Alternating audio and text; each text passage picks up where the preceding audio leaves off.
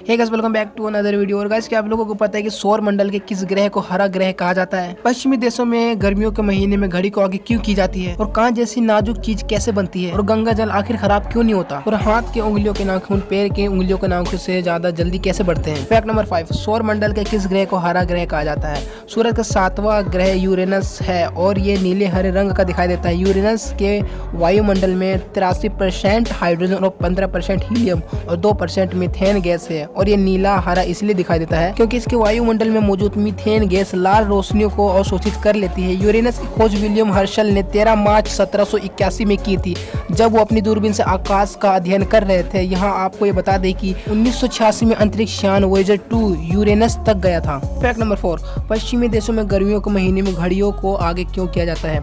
इसकी वजह यह है कि उत्तरी गोलार्ध में गर्मियों में सूरज बहुत जल्दी उगता है और देर से डूबता है। इसीलिए अगर घड़ियां आगे कर दी जाए तो दिन की रोशनी का ज्यादा उपयोग हो सकता है। इसका सुझाव सबसे पहले 1784 में सुप्रसिद्ध वैज्ञानिक बेंजामिन फ्रैंकलिन ने दिया था।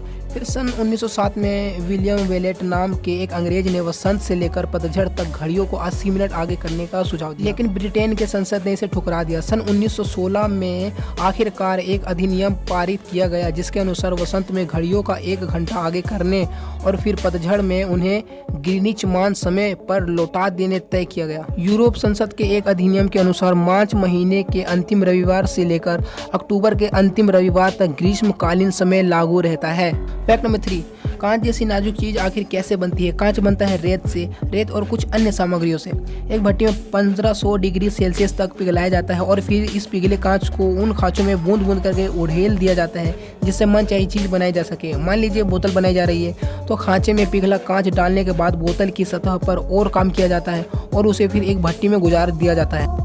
कांच का आविष्कार मिस्र या मेसोपोटामिया में लगभग 2500 साल ईसा पूर्व हुआ था। शुरू में इसका इस्तेमाल सिर्फ सजावट के लिए किया जाता था।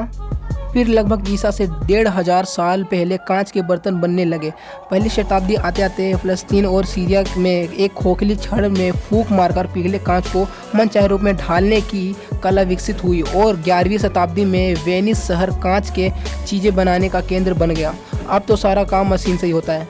फैक्ट नंबर 2, गंगा जल आखिर खराब क्यों नहीं होता? गोमुख से निकली भागीरथी देवप्रयाग में अलकनंदा से मिलती है। यहाँ तक आते आते इसमें कुछ चट्टान घुल जाती है जिससे इसके जल में ऐसी सक्षम पैदा हो जाती है जो पानी को सड़ने नहीं देती। हर नदी के जल की अपनी ही जैविक संरचना होती है जिसमें खास तरह के घुले हुए पदार्थ होते हैं जो कुछ किस्म के बैक्टीरिया को पनपने नहीं देते।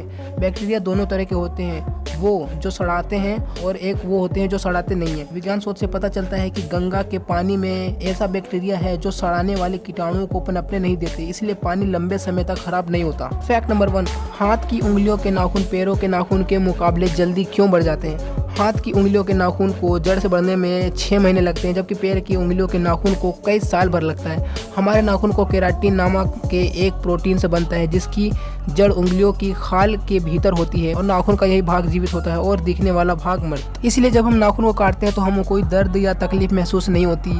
हाथ की उंगलियों के नाखून के अधिक तेजी से बढ़ने के कई कारण हो सकते हैं। इसी कारण से हाथ की उंगलियां बराबर हरकत में रहती हैं, इसीलिए उन्हें खून की सप्लाई अधिक मिलती है। उन्हें पानी, धूप और हवा भी ज़्यादा मिलती है। फिर खुले में होने की वजह से उनकी टूट फूट अधिक होती है। कुछ आधुनिक कुछ आनुवंशिक कारण भी हो सकते हैं।